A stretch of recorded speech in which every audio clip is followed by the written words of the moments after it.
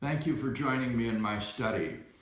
We've been thinking together about how the substitutionary punishment of Christ could serve to satisfy the demands of God's justice. Well, perhaps we can begin to have a start at this question by asking how punishment ordinarily works to remove a person's guilt. For that matter, how does pardon serve to remove a person's guilt?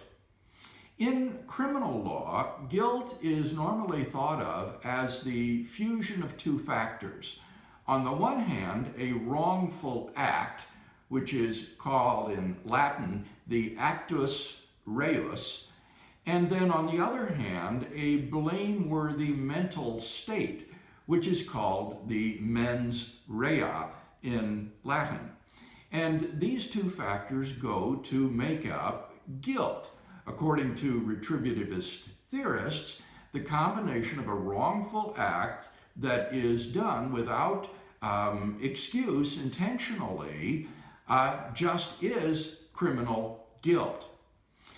But think about that for a moment. In that case, how could punishment, or for that matter pardon, ever remove a person's guilt? Being punished would do nothing to change the fact that a wrongful act was committed, nor would it do anything to make that act less blameworthy.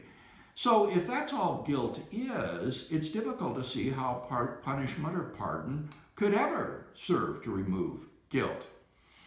On the other hand, if we think of guilt simply as the liability to punishment, then our question is solved.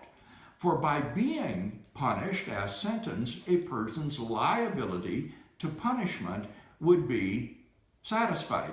The demands of justice would thus be met. And so in the case of pardon or of ordinary punishment, it seems to me that the demands of justice are met because the liability to further punishment is thereby removed.